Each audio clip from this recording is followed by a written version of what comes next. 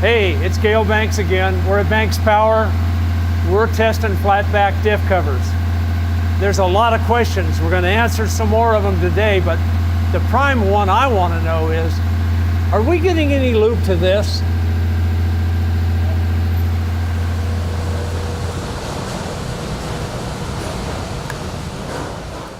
Whew.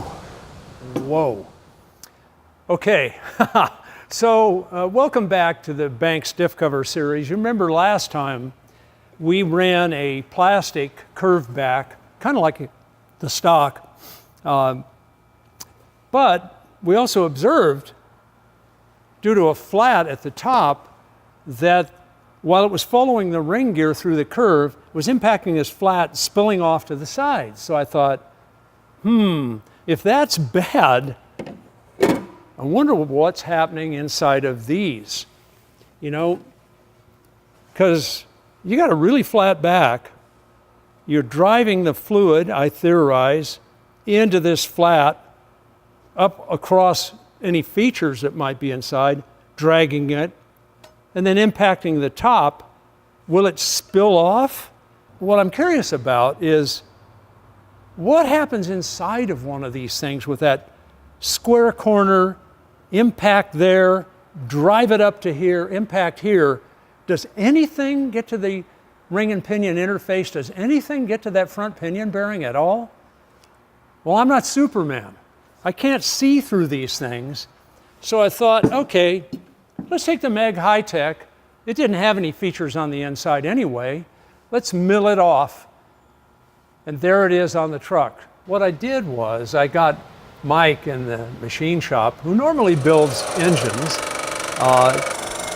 to go put the Meg High-Tech on the Bridgeport and just mill off that flat back right down to where the radius in the casting begins. So it duplicates exactly the insides of the Meg High-Tech. Put on the plastic cover.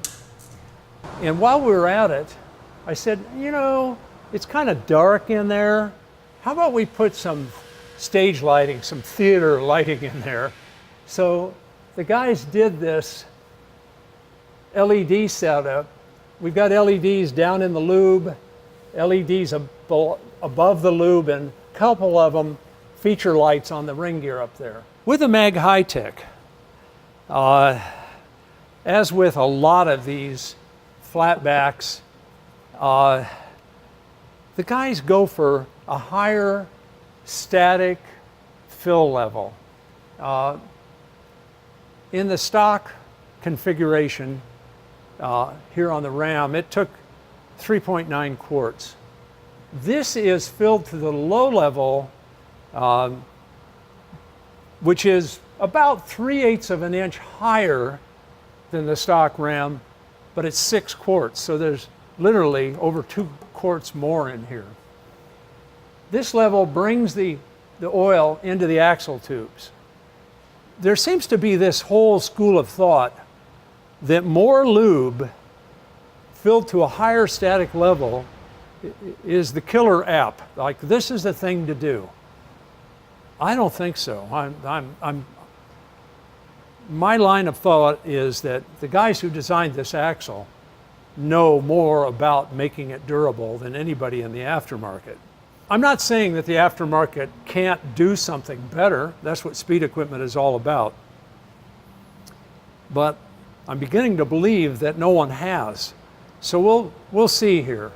We're going to run this thing at a few different speeds and see what does the lubricant do. So let's fire this thing up and see where we go. We're running 75 W90 synthetic, as in all our tests. Let's take it to 5 miles an hour. See what happens here. Now we've got the reluctor wheel for the speedo and the ring gear picking up lube. And you can see it going with the ring gear, going with the reluctor wheel. We're getting a little action here because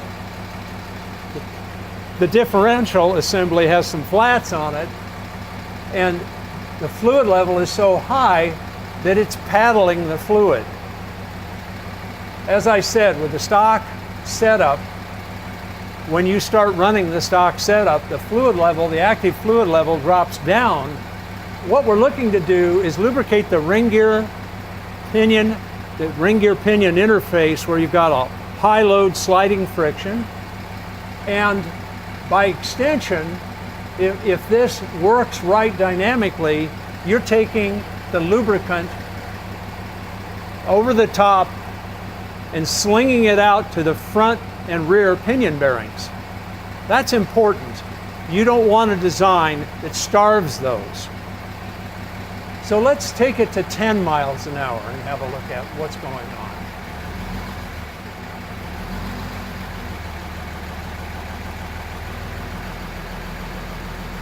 All right, you'll notice that the dynamic running level has dropped. We're just at 10 miles an hour. We're getting a lot of lube that's painting out here and falling off, not involved in going over the hump, so to speak, and out to those pinion bearings. Let's take it to 15. Here's what I kind of feared. I don't know if you can see right in there. The lubricant is being driven back against this flat surface. There's no curving surface to take it nicely with the ring gear.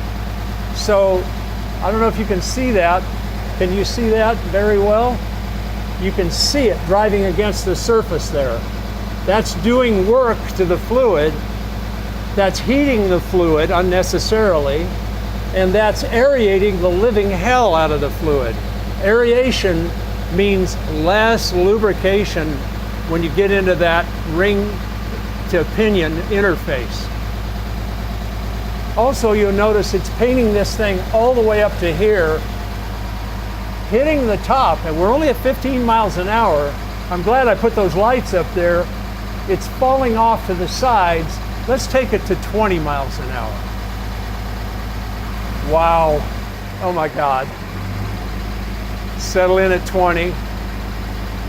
Look at the work being done there. I hope you can pick that up with the camera, guys.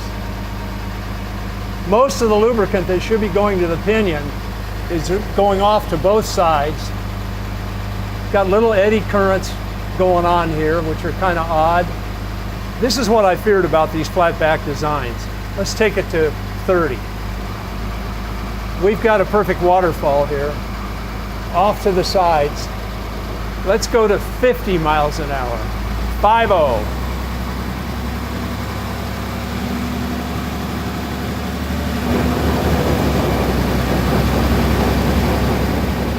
This sounds like a little scary to me.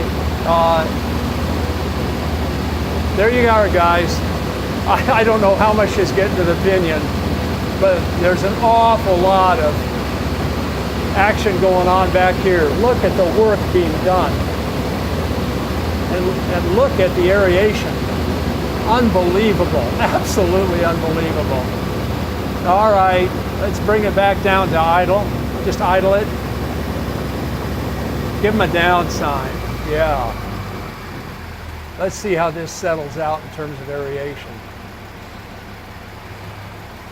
Stop the ring gear. You've just seen what happens with a higher than stock fill level, 2 additional quarts over stock, and a square back cover.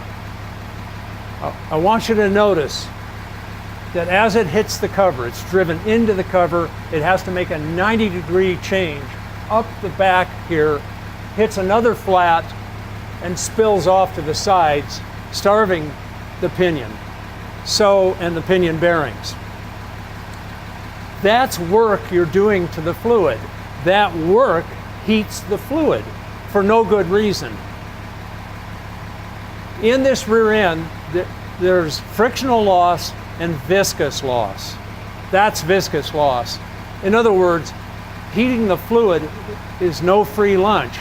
Heating the fluid degrades the fluid, number one, reduces its viscosity, number two, and costs you fuel economy, number 3. This is a fool's errand, all these flatbacks, in my opinion. They also advise putting 2 more quarts in this particular brand. 2 more quarts would bring the fill level up, make the action and the work done to the fluid even more severe, and aerate the fluid more excessively. Let's, real quick, aeration is air in the fluid when it goes into that frictional interface where the bearings roll on the races, or more importantly, where the pinion rubs against the ring gear face. Aeration degrades the film strength. So if you're heating it, that degrades the film strength. You're aerating it, that degrades the film strength.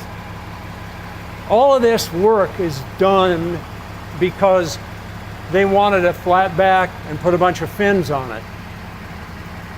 I'll admit, being aluminum, you're going to get better heat transfer. Having fins on the outside, you're going to have better heat transfer. But doing all this work creates a hell of a lot of heat in the first place. I think it's time for us to now continue with part 3. This is part 2.2, as you know.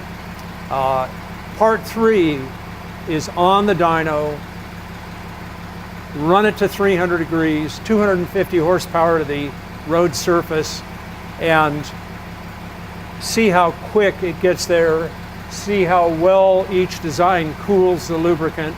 Does it cool better than stock? There's a lot to learn. Stay tuned. If you'd like to follow on with this series or see all the other videos we've shot, and there's quite a few, just subscribe right here.